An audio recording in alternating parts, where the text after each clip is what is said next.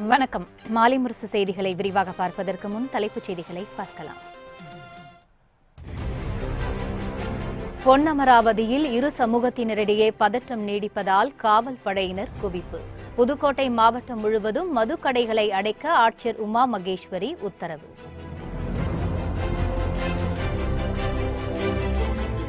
காற்றழுத்த தாழ்வு நிலையால் தமிழகத்தின் பல்வேறு மாவட்டங்களில் இடியுடன் கூடிய மழை பெய்ய வாய்ப்பு. அடுத்த 4 நாட்களுக்கு நீடிக்கும் எனவும் இந்திய வானிலை ஆய்வு மையம் தகவல். தலைமை நீதிபதி ரஞ்சன் கோகாய் மீதான பாலியல் குற்றச்சாட்டு குறித்து உச்சநீதிமன்ற அமர்வு விசாரணை. நீதித்துறையின் சுதந்திரத்தை காக்கும் வகையில் நடந்து கொள்ள ஊடகங்களுக்கு அறிவுறுத்தல். இந்துக்களை தீவிரவாதிகள் என கூறியவர்களுக்கு பதிலடி கொடுக்கவே பிரக்யா சிங் போபாலில் போட்டி. பெண் சாமியாரை எதிர்க்கட்சியினர் இழிவுபடுத்துவதாகவும் பிரதமர் நரேந்திர மோடி விமர்சனம். 7 தொகுதிகளில் வேட்பாளரை நிறுத்தியுள்ள தேவகவுடா பிரதமர் கனவு காண்பதாக எடியூரப்பா பேட்டி. கர்நாடகத்தில் 22 தொகுதிக்கு மேல் பாஜக கைப்பற்றும் எனவும் நம்பிக்கை. இனி செய்திகளை விரிவாக பார்க்கலாம். பொன்னமராவதியில் நிகழ்ந்த மோதல் தொடர்பாக 1000 பேர் மீது போலீசார் வழக்கு பதிவு செய்துள்ள நிலையில் மாவட்டம் முழுவதும் டாஸ்மாக் கடைகளை மூட ஆட்சியர் உத்தரவிட்டுள்ளார். புதுக்கோட்டை மாவட்டம் பொன்னமராவதியில் ஒரு குறிப்பிட்ட சமுதாயத்தை சேர்ந்த பெண்களை இழிவாக பேசி சமூக விரோதிகள் சிலர் அதனை வாட்ஸ்அப்பில் வெளியிட்டுள்ளனர். இதனையடுத்து கடந்த 2 நாட்களாக அங்கு பல்வேறு வகையான போராட்டங்கள் நடைபெற்றன. தகவல் அறிந்து சம்பவ இடத்திற்கு வந்த காவல்துறையினர் மீது தாக்குதல் நடத்தப்பட்டதால் காயமடைந்தவர்கள் மருத்துவமனையில் சிகிச்சை பெற்று வருகின்றனர். நிலைமை கட்டுக்கடங்காமல் போகவே 1500க்கும் மேற்பட்ட காவலர்கள் அப்பகுதியில் பாதுகாப்பு பணியில் ஈடுபட்டுள்ளனர். இச்சம்பவம் குறித்து செய்தியாளர்களுக்கு பேட்டியளித்த மாவட்ட ஆட்சியர் உமா மகேஸ்வரி 3 நாட்களுக்கு 49 கிராமங்களில் 144 தடை உத்தரவு பிறப்பிக்கப்பட்டுள்ளதாக தெரிவித்தார். அந்த உட்கோட்ட நடுவர் சிஆர்பிசி செக்ஷன் 144(1) கீழே 3 தினங்களுக்கு தடை உத்தரவு பிறப்பிச்சிருக்காங்க. அந்த வட்டத்தில் இருக்கக்கூடிய 49 வருவாய் கிராமங்களுக்கும் 3 தினங்களுக்கு இன்றிலிருந்து 21ஆம் தேதி மதியம் 12 மணி வரைக்கும் இந்த 144(1) தடை உத்தரவு உள்ளது. ஸோ பொதுமக்கள் கொஞ்சம் பப்ளிக் டிரான்ஸ்போர்ட்டேஷன் தடை செய்யப்பட்டுள்ளதுன்னு சொல்லிட்டு எனக்கு கொஞ்சம் ரெப்ரசென்ட் பண்ணாங்க இன்னைக்கு ஈவினிங்கு. நானும் அங்கே போய் பார்த்துட்டு வந்த சிச்சுவேஷன் இப்போ நார்மல்சியாக தான் இருக்க சிச்சுவேஷனு. இந்த நிலையில் பொன்னமராவதி மோதல் தொடர்பாக 1000 பேர் மீது போலீசார் வழக்கு பதிவு செய்யப்பட்டுள்ளது. பொது சொத்துக்களுக்கு சேதம் விளைவித்ததாக வீடியோ ஆதாரத்தின் அடிப்படையில் போராட்டக்காரர்கள் மீது போலீசார் வழக்கு பதிவு செய்துள்ளனர். முன்னெச்சரிக்கை நடவடிக்கையாக புதுக்கோட்டை மாவட்டத்தின் பல்வேறு இடங்களில் பேருந்துகள் நிறுத்தப்பட்டுள்ளன. அசம்பாவிதங்களை தவிர்க்கும் பொருட்டும் இன்று மாவட்டம் முழுவதும் உள்ள அரசு மது டாஸ்மாக் கடைகளை மூட மாவட்ட ஆட்சியர் உத்தரவிட்டுள்ளார்.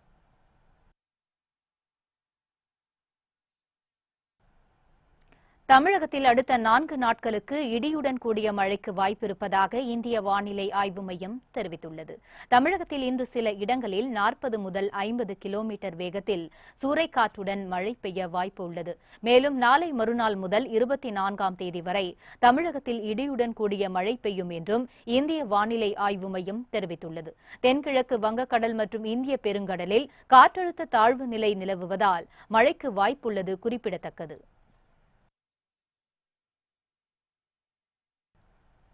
தலைமை நீதிபதி மீதான பாலியல் புகாரை விசாரித்த உச்சநீதிமன்ற அமர்வு நீதித்துறையின் சுதந்திரமான செயல்பாட்டை பாதுகாக்க வேண்டும் என ஊடகங்களை கேட்டுக் கொண்டுள்ளது. உச்சநீதிமன்ற தலைமை நீதிபதி ரஞ்சன் கோகாயிடம் உதவியாளராக பணியாற்றிய பெண் அவர் மீது பாலியல் குற்றச்சாட்டு கூறியிருந்தார். இது தொடர்பாக 4 ஊடகங்கள் செய்தி வெளியிட்டிருந்த நீதித்துறையின் சுதந்திரத்துடன் தொடர்புடைய முக்கியத்துவம் வாய்ந்த இந்த வழக்கை விசாரிக்க வேண்டும் என சொலிசிட்டர் ஜெனரல் உச்சநீதிமன்ற பதிவாளருக்கு மனு தாக்கல் செய்திருந்தார். இதையடுத்து உச்சநீதிமன்ற தலைமை நீதிபதி ரஞ்சன் கோகாய் நீதிபதிகள் அருண் மிஸ்ரா, சஞ்சய் கண்ணா ஆகியோர் அடங்கிய அமர்வு இந்த வழக்கை இன்று விசாரித்தது. அப்போது தன் மீதான குற்றச்சாட்டை மறுத்த ரஞ்சன் கோகாய் இந்த குற்றச்சாட்டு அடிப்படையற்றது என தெரிவித்தார்.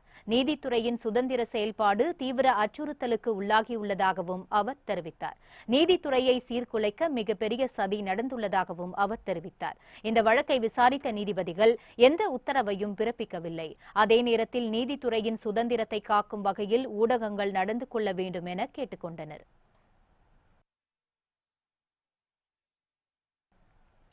ஈஸ்டர் திருநாளை ஒட்டி கிறிஸ்தவ மக்களுக்கு முதலமைச்சர் எடப்பாடி பழனிசாமி மற்றும் அரசியல் கட்சித் தலைவர்கள் வாழ்த்து தெரிவித்துள்ளனர். இயேசு கிறிஸ்து உயிர்த்தெழுந்த தினத்தை கிறிஸ்தவ மக்கள் ஈஸ்டர் திருநாளாக கொண்டாடி வருகின்றனர். உலகமெங்கும் நாளை ஈஸ்டர் திருநாள் கொண்டாடப்படுகிறது. இது தொடர்பாக முதலமைச்சர் எடப்பாடி பழனிசாமி வெளியிட்டுள்ள வாழ்த்து செய்தியில், இந்த புனித நாளில் உலகமெங்கும் அமைதியும் மகிழ்ச்சியும் நிறையட்டும் என்றும் சகோதரத்துவம் தழைக்கட்டும் என்றும் வாழ்த்து தெரிவித்துள்ளார். இதேபோன்று சமத்துவ மக்கள் கட்சித் தலைவர் சரத்குமார் வெளியிட்டுள்ள வாழ்த்து செய்தியில், ஈஸ்டர் திருநாளில் அன்பும் இரக்கமும் அனைவரிடமும் நிரந்தரமாக தங்க வேண்டும் என்று குறிப்பிட்டுள்ளார். லிபிய தலைநகர் திரிபோலியில் தொடர்ந்து வன்முறை நீடிப்பதால் அங்கிருக்கும் இந்தியர்கள் உடனடியாக வெளியேற வேண்டும் என வெளியுறவு அமைச்சர் சுஷ்மா ஸ்வராஜ் கேட்டுக் கொண்டுள்ளார். லிபியாவில் ஐநா ஆதரவுடன் பிரதமராக உள்ள பயஸ் அல் சராஜ் பதவியிலிருந்து விலக வேண்டும் என கோரி ராணுவ தளபதி கலிபா ஹப்தார் தலைமையில் கடந்த 2 வாரங்களாக போராட்டம் நடைபெற்று வருகிறது. தலைநகர் திரிபோலியில் நடைபெற்ற மோதல் மற்றும் வன்முறைகளில் 200க்கும் மேற்பட்டோர் கொல்லப்பட்டனர். இந்நிலையில் திரிபோலியில் உள்ள இந்தியர்கள் 500 பேரும் உடனடியாக அங்கிருந்து வெளியேற வேண்டும் என இந்திய வெளியுறவு அமைச்சர் சுஷ்மா ஸ்வராஜ் கேட்டுக் கொண்டுள்ளார். உடனடியாக வெளியேறாவிட்டால் பின்னர் அவர்களை அங்கிருந்து மீட்க இயலாது என்றும் சுஷ்மா ட்விட்டரில் குறிப்பிட்டுள்ளார்.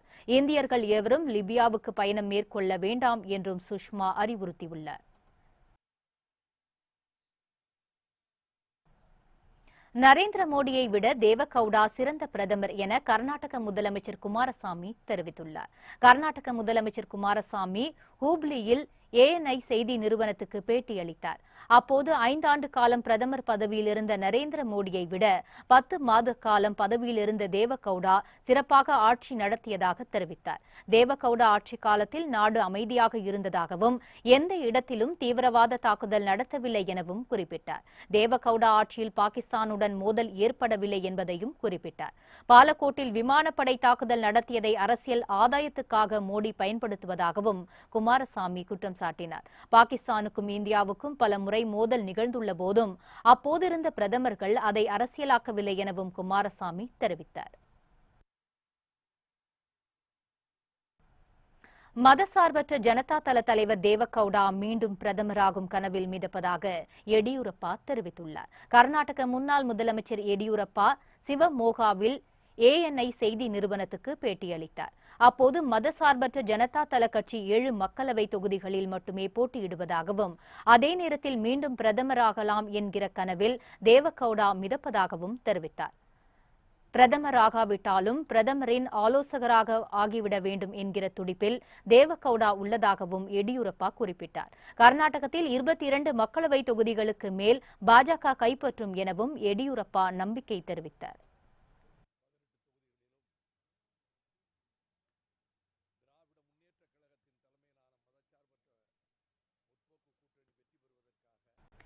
ஹேமந்த் கர்கரே குறித்து சர்ச்சைக்குரிய கருத்தை தெரிவித்ததற்காக பிரக்யா சிங் தாகூர் மன்னிப்பு கோரியுள்ளார். மாலிகான் குண்டுவெடிப்பில் குற்றம் சாட்டப்பட்ட பிரக்யா சிங் தாகூர் மத்திய பிரதேசம் போபால் மக்களவை தொகுதியில் பாஜக வேட்பாளராக போட்டியிடுகிறார். பாஜக தொண்டர்களிடையே பேசிய அவர், தன்னுடைய சாபத்தால் தான் தீவிரவாத எதிர்ப்பு பிரிவு தலைவர் ஹேமந்த் கர்கரே கொல்லப்பட்டதாக தெரிவித்தார்.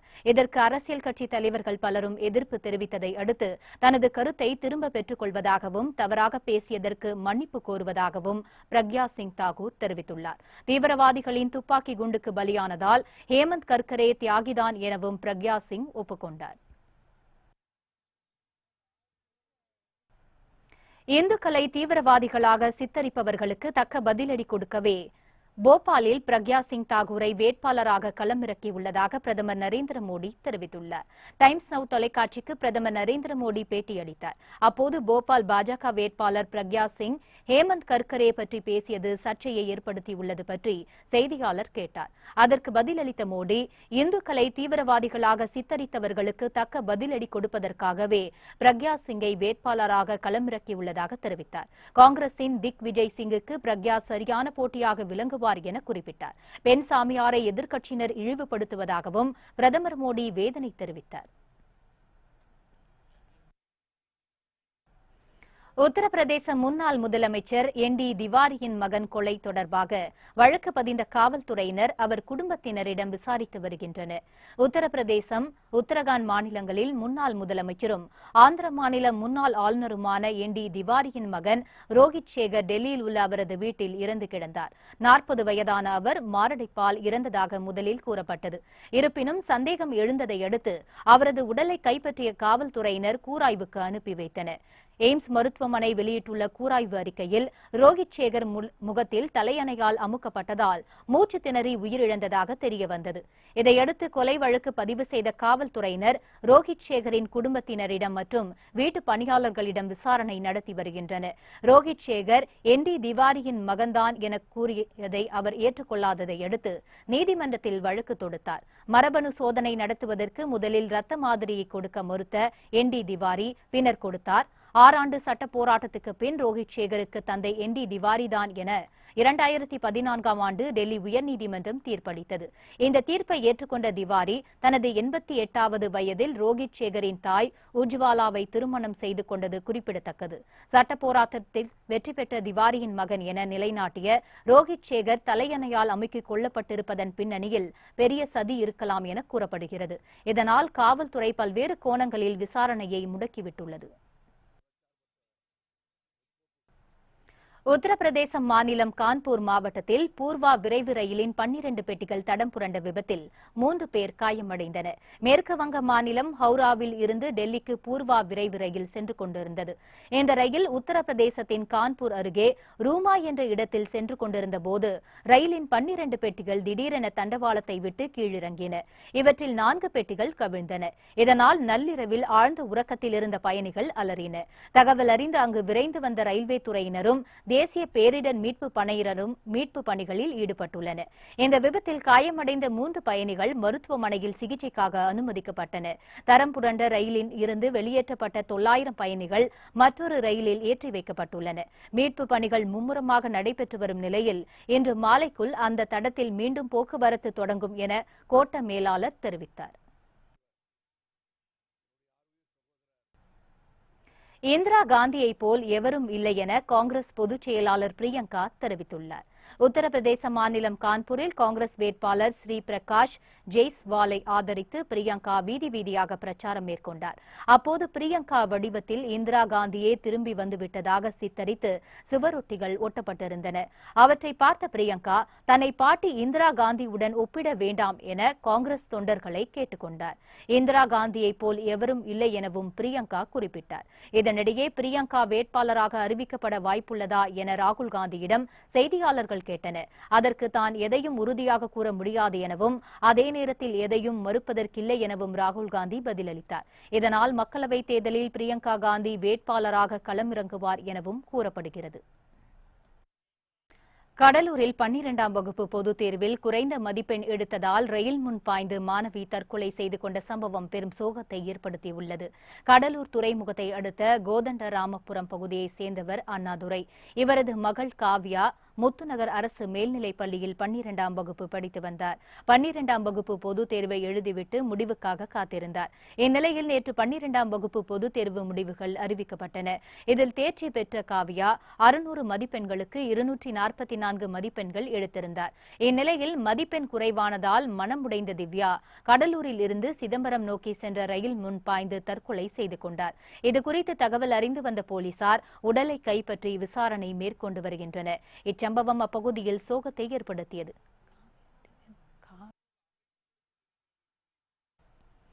மயிலாடுதுறை அருகே முன்விரோதம் காரணமாக 2 பேர் வெட்டி படுகொலை செய்யப்பட்டனர். படுகாயமடைந்த 6 பேர் மருத்துவமனையில் தீவிர சிகிச்சைக்காக அனுமதிக்கப்பட்டுள்ளனர். நாகை மாவட்டம் மயிலாடுதுறையை அடுத்துள்ள நீடூர் கீழத்தெருவை சேர்ந்தவர் இளங்கோவன். இவர் கடந்த 8 ஆண்டுகளாக கிராம நாட்டாமையாக உள்ள இவர் அதிமுக கிளை செயலாளராகவும் பணியாற்றி வருகிறார். தொடர்ந்து அவர் நாட்டாமையாக நீடிக்க அதே தெருவை சேர்ந்த வேல்முருகன் தரப்பில் சிலர் எதிர்ப்பு தெரிவித்தனர். இது தொடர்பாக கடந்த மார்ச் மாதம் இரு தரப்பினரிடமும் பிரச்சினை ஏற்பட்டு இரு தரப்பிலும் 2 பேர் கைது செய்யப்பட்டு ஜாமீனில் விடுவிக்கப்பட்டுள்ளனர். இந்நிலையில் நேற்று இரவு கோவிலில் அமர்ந்து இளங்கோவன் தரப்பினர் பேசிக் கொண்டிருந்தனர். அப்போது அங்கு வந்த வேல்முருகன் தரப்பினர் அவர்களிடம் பிரச்சினை செய்துள்ளனர். அப்போது ஏற்பட்ட தகராறில் வேல்முருகன் தரப்பினர் மறைத்து வைத்திருந்த ஆயுதங்களால் தாக்கியதில் வேல்முருகன் தரப்பினர் 8 பேர் படுகாயமடைந்தனர். அவர்களை கிராம மக்கள் மீட்டு மருத்துவமனைக்கு அனுப்பி வைத்தனர். போகும் வழியில் இளவரசன், தங்கமணி இருவரும் இறந்துவிட்டனர். மற்ற 6 பேரும் உயிருக்கு ஆபத்தான நிலையில் சிகிச்சை பெற்று வருகின்றனர். இச்சம்பவம் குறித்து போலீசார் விசாரணை மேற்கொண்டு வருகின்றனர். சித்ரா பௌர்ணமியை ஒட்டி தமிழகத்தின் பல்வேறு கோவில்களில் பால் குடம் எடுத்து பக்தர்கள் தங்கள் நேர்த்திக் கடனை செலுத்தினர். தஞ்சை மாவட்டம் கும்பகோணம் அருகே கருப்பூர், பாலக்கரை உள்ளிட்ட பகுதியில் உள்ள அம்மன் கோவில்களில் சித்ரா பௌர்ணமி விழா நடைபெற்றது. இதற்கென விரதம் இருந்த பக்தர்கள் காவிரியில் கூடி பால் காவடி, தொட்டில் காவடி எடுத்தும் அலகுகள் குத்தியும் ஊர்வலமாக கோவிலுக்கு சென்று தங்கள் நேர்த்திக் கடனை செலுத்தினர்.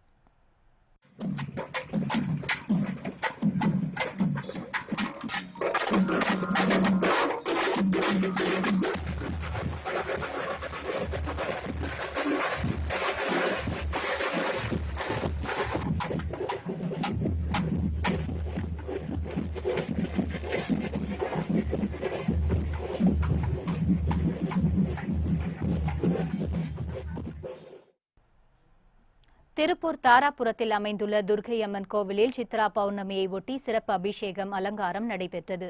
இதில் அம்மனுக்கு சங்கு அபிஷேகம், பால் அபிஷேகம் நடைபெற்றது. பின்னர் அம்மனுக்கு சிறப்பு அலங்காரம் செய்யப்பட்டு பூஜைகள் நடத்தப்பட்டது. இதில் ஏராளமான பக்தர்கள் கலந்து கொண்டு அம்மனை தரிசித்தனர்.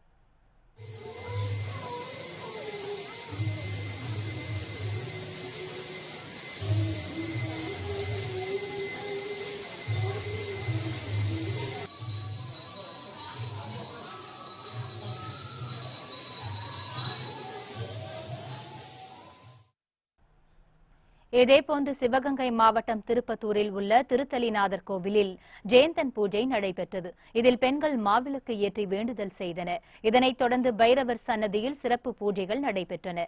தொடர்ந்து அஷ்ட பைரவ யாகம் நடைபெற்றது. பின்னர் புனித நீரால் பைரவருக்கு அபிஷேகம் செய்யப்பட்டு வெள்ளி அங்கி அணிவிக்கப்பட்டு யோக பைரவர் பக்தர்களுக்கு காட்சியளித்தார்.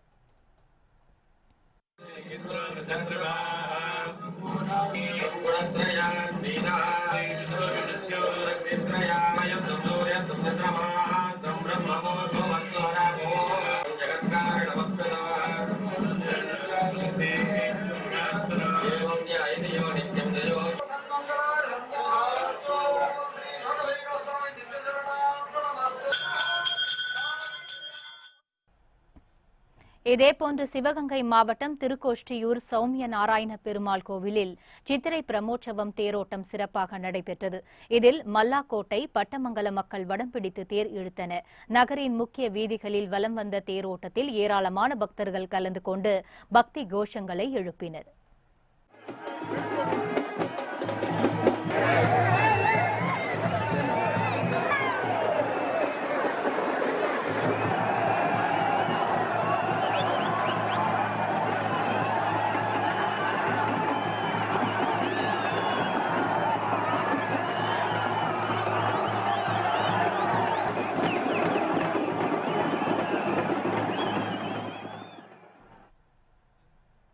காஞ்சிபுரம் மாவட்டம் திருப்போரூர் அடுத்த கேளம்பாக்கம் தனியார் மருத்துவமனையில் மின்கசிவு காரணமாக தீ விபத்து ஏற்பட்டது.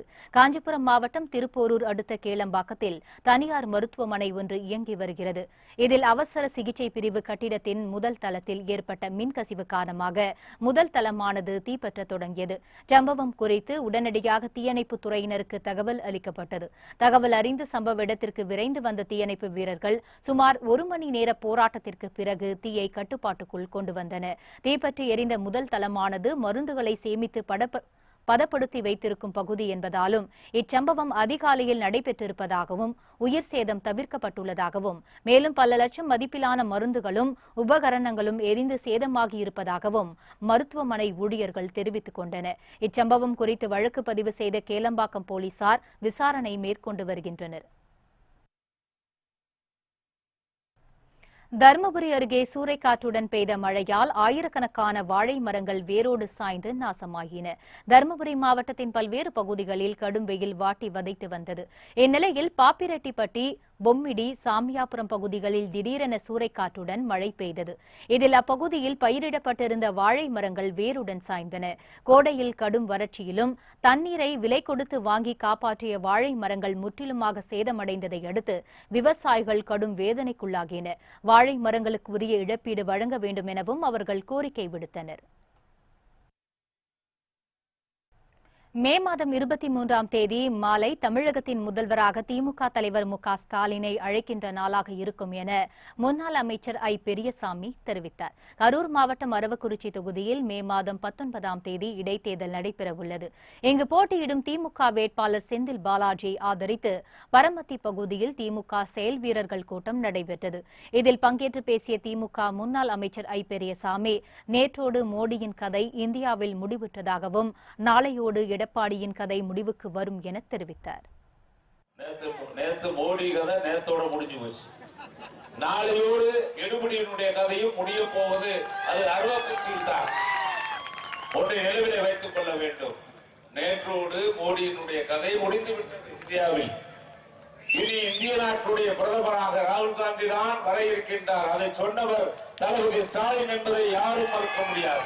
தமிழகத்தில் ஒரு ஆட்சி மாற்றத்திற்கு காரணமாக அவர் இன்றைக்கு நம்முடைய இயக்கத்தில் இணைந்திருந்தாலும் நிச்சயம் ஒரு புதிய பாதை, புதிய வெளிச்சம் உருவாகின்ற நாள் தான் மே 23 அன்றைக்கு மாலை தமிழகத்தினுடைய முதல்வராக நம்முடைய தளபதி ஸ்டாலின் அவர்களை அழைக்கின்ற நாள் அந்த நாள். பல்லாவரம் அடுத்த திருநீர்மலையில் சாலையோர கடை நடத்தி வந்த நபரை 4 பேர் கொண்ட கும்பல் தாக்கியதில் சம்பவ இடத்திலேயே அவர் உயிரிழந்தார். சென்னை அடுத்த திருநீர்மலை சாலையில் அரசுக்கு சொந்தமான டாஸ்மாக் கடை செயல்பட்டு வருகிறது. இங்கு எந்நேரமும் கள்ள சந்தையில் மது விற்பனை நடைபெற்று வருகிறது. இங்குள்ள சாலையோரத்தில் சீனிவாசன் என்பவர் பன்றி இறைச்சி கடை நடத்தி வருகிறார். இப்பகுதிக்கு வரும் குடிமகன்கள் சீனிவாசன் நடத்தி வரும் கடையின் டேபிள் மேல் வைத்து மது அருந்தினர். இதனை தட்டி கேட்டபோது சீனிவாசனுக்கும் மது பிரியர்களுக்கும் மோதல் ஏற்பட்டது. அப்போது சீனிவாசன் மது குடிக்க வந்தவர்களை கம்பியால் தாக்கியதாக தெரிகிறது.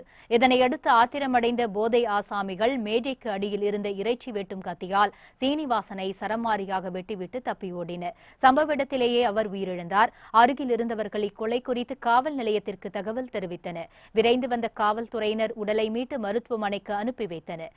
கொலையில் ஈடுபட்ட தீனா, பார்த்திபன் உள்ளிட்ட 4 பேரை போலீசார் கைது செய்து விசாரணை நடத்தி வருகின்றனர். பவானிசாகர் அணையிலிருந்து கீழ்பவானி வாய்க்காலில் பாசனத்திற்காக திறக்கப்பட்ட தண்ணீர் நாளையுடன் நிறுத்தப்படுகிறது. ஈரோடு பவானிசாகர் அணையின் மூலம் ஈரோடு, கரூர், திருப்பூர் ஆகிய மாவட்டங்களில் உள்ள 2,47,000 ஏக்கர் விளை நிலங்கள் பாசன வசதி பெறுகின்றன. இந்நிலையில் கடந்த ஜனவரி மாதம் பவானிசாகர் அணையிலிருந்து புன்சை பாசனத்திற்காக கீழ்பவானி வாய்க்காலில் தண்ணீர் திறக்கப்பட்டது. முறைவிட்டு 6 சுற்றுகளாக தண்ணீர் திறக்கப்படும் என அறிவிக்கப்பட்டது. ஆனால் அணையின் நீர்மட்டம் வெகுவாக குறைந்ததை அடுத்து தண்ணீர் திறப்பு 5 சுற்றுகளாக குறைக்கப்பட்டுள்ளன. அதன்படி அணையிலிருந்து நீர் திறப்பு நாளை மாலையுடன் நிறுத்தப்படுகிறது. தருமபுரி மக்களவை தொகுதியில் 10 வாக்குச்சாவடிகளில் மறுவாக்குப்பதிவு நடத்த கோரி திமுக வேட்பாளர் செந்தில்குமார் மாவட்ட தேர்தல் அலுவலர் மலர் விழியிடம் புகார் மனு அளித்தார். தருமபுரி நாடாளுமன்ற திமுக வேட்பாளர் செந்தில்குமார் செய்தியாளர்களை சந்தித்தார். அப்போது பேசிய அவர், பாப்பிரெட்டிப்பட்டி தொகுதியில் வாக்காளர்களை வாக்களிக்க விடாமல் அதிமுகவினர் கட்டாயமாக வெளியேற்றியதாக கூறினார். 10 வாக்குச்சாவடி மையங்களில் முறையான வாக்குப்பதிவு நடைபெறவில்லை என குற்றம் சாட்டிய அவர், இங்கு மறுவாக்குப்பதிவு நடத்த வேண்டும் என கோரி மாவட்ட ஆட்சியர் மற்றும் மாவட்ட தேர்தல் பொறுப்பாளர்களிடம் புகார் மனு ஒன்றை அளிக்கப்பட்டுள்ளதாக தெரிவித்தார். பாப்பிரெட்டிப்பட்டிக்கு உட்பட்ட தொகுதியில் வருது. இந்த 10 பூத்துக்கு மறுவாக்குப்பதிவு இருக்கும். அதாவது ஒரு சமுதாயத்தை சார்ந்த மக்கள் வந்து அங்கே அதிகமாக இருக்கிறனால வந்து இந்த ஒதுக்கப்பட்ட இந்த ஆதி திராவிடர்கள் இவங்களுக்கு வந்து அவங்களுடைய பேசிக் அந்த ஓட்டிங் ரைட்ஸை வந்து டினை பண்ணியிருக்காங்க. எப்படின்னா இவங்க வந்து ஏற்கனவே திரு அன்புமணி ராமதாஸ் அவர்கள் ஏற்கனவே அவர் கூறியது போல் நம்ம அதுவும் தலைமை கழகத்தில் வந்து ஒரு பெரிய கேஸாக கொடுத்துருக்கோம். பட் இது வரைக்கும் அவங்க அதுக்கான ஆக்ஷன் எதுவும் எடுக்கல. இந்த 10 பூத்தில் தப்பு நடந்திருக்கு, அதை வந்து சரி பண்ணணும். அதுக்கு வந்து நாங்கள் வந்து மறுவாக்கு பண்ணி கேட்டிருக்கோம். புத்தம் புதிய செய்திகள் அவ்வப்போது முழுமையாக மாலை முரசு தொலைக்காட்சி வழங்கும். இணைந்திருங்கள் மாலை முரசு தொலைக்காட்சியுடன்.